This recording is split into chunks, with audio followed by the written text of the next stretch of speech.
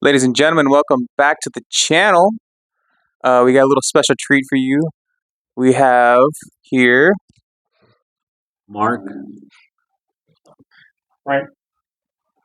and why don't you tell us a little bit about yourselves and what got y'all into Yu-Gi-Oh? You can take it. I'm Mark. I exist. It's not chicken nugget. That's not a chicken nugget. I play Yu-Gi-Oh because it's fun. I've known the franchise since basically I was a child. So since my level of consciousness, um, my dad bought me a structure decks, Pegasus, Yugi, Joey, Kaiba, and I've been playing it ever since. I've also been playing the game since the show came out. Uh, Basically, that's what got me into the TCG game, card game. Uh, I ran into this guy when back then people would carry their decks in their pocket with a rubber band. Back then, when only before crackheads were the only ones riding bikes. Yeah. Oh my god. People actually used to go outside and drink water out of the hose. Play basketball, do outside activities. We kind of digress from that. You want to tell us how y'all met? About the Dark Magician? No, um, his nieces and nephews stayed across the street from my parents' place, and they saw me and my neighbor playing cards, and they're like, "Hey, our uncle plays that."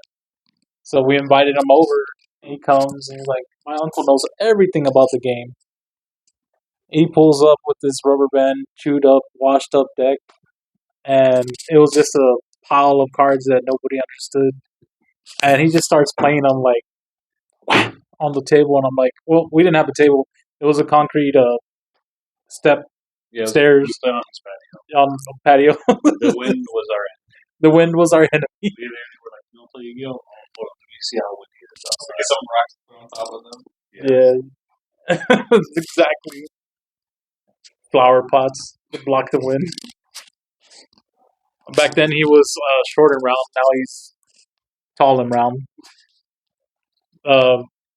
Yeah, his nieces and nephews were like, he knows everything about the game. And when we started playing, he knew nothing. He was doing everything wrong about how to play spells and traps. To be fair, I was advocating for against my will. That too. And I literally taught him the basics of the game.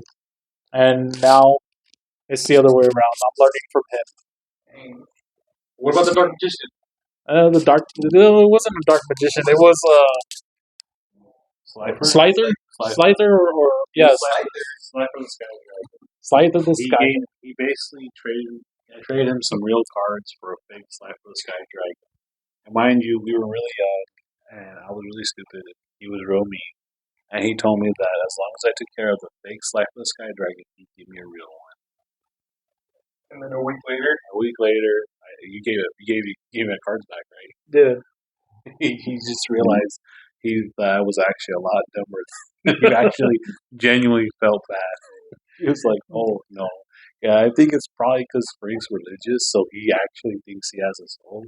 So it was eternal damnation or give me my cards back." I did not want to choose eternal damnation. He was like, "Oh, what? Here's your cards back." And I was really bummed out because I actually thought I missed out on a real Slifer the Sky Dragon. I was like, "No, take him back." He's like, "No, my eternal soul." And now look at us. We're like, what, 25 years later? Slithers are just out there like nothing. Just throw them to the side. People destroying them and making them tokens. okay. What kind of motivates y'all to duel? Like, I know you're competitive. I know Mark's competitive. Frank, I don't know if you get too competitive or anything like that, but Oh, I did not the last format with my blue eyes. okay. What drives y'all to keep going or to keep playing it competitively? Is it the people? Is it the idea to outthink your opponent?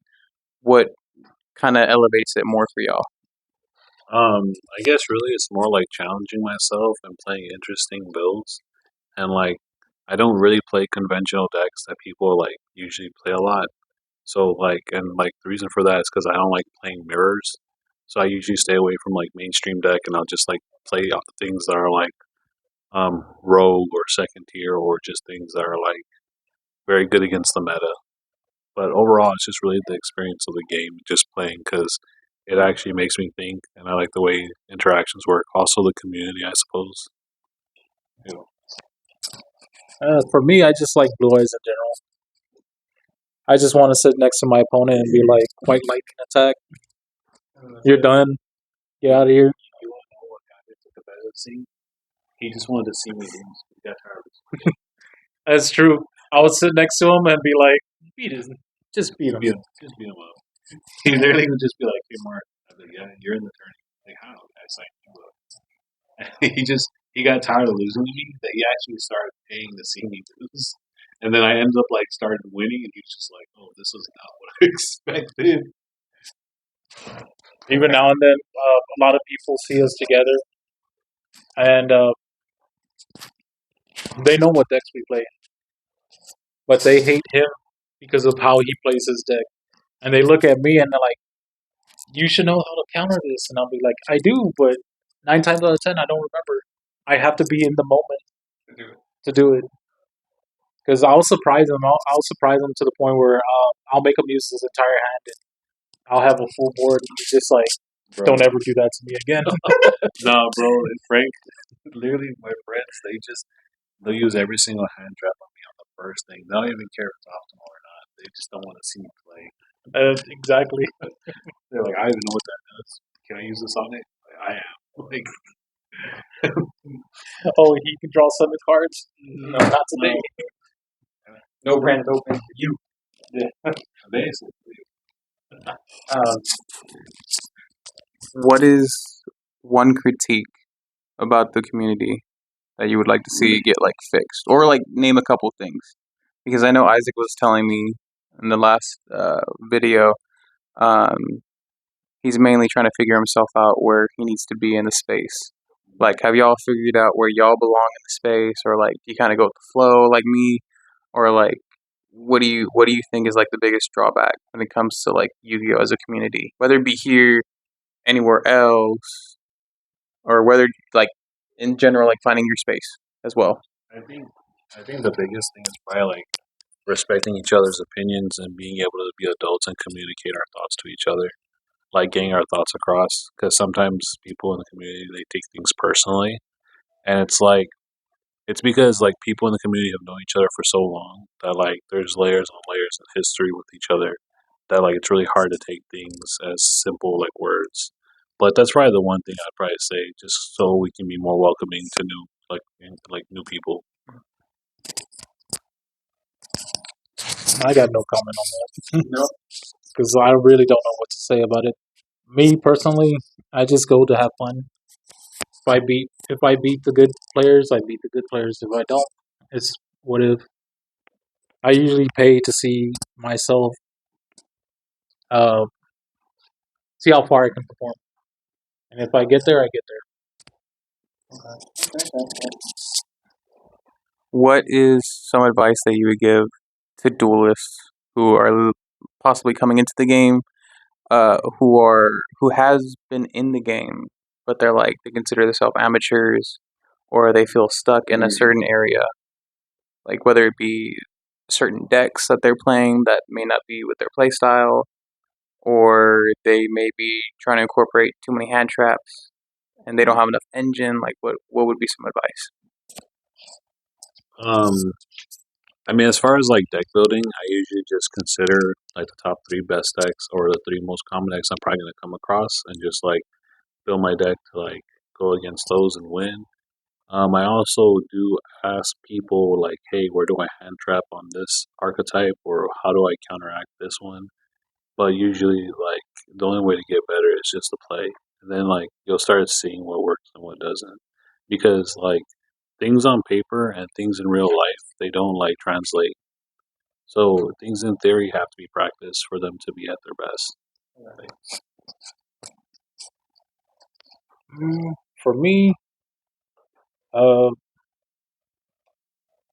I basically try to figure out that person's playstyle and then go from there. I would play against that person, and if I see them struggling and I know the deck, I'll give them advice on like, hey, you should do this play instead of this play, or you can manage your resources better doing this than what you're doing now. Things like that in the nature. Other than that, I tell a lot of people, a lot of newcomers, uh, all the locals that we have here in San Antonio, including the new ones that are popping up, they're all good places to go. If you want to learn, best place to go is Hideout because out of all the locals that we have here, Hideout will literally have people sit down with you, go one on one with how to play the game, uh, what to counteract with what, things like that. And It's less sweats. yeah, just so that a person themselves can figure out, okay, I like this kind of play style, I can go with it. So I'm gonna get this deck, put it together, and go from there. Well, I thank y'all for y'all's time. Is there anything y'all would like to say or shout out or anything like that before we end the video? I have to give a shout out to Main Phase. Yeah. Just by they have really great sleeves and really great products. You guys should really like look into them. Main Phase with a Z. Thank you. I'll give a shout out to Brandon for letting us come out on this show, and and shout out to Main Phase as well. They've been really good to us.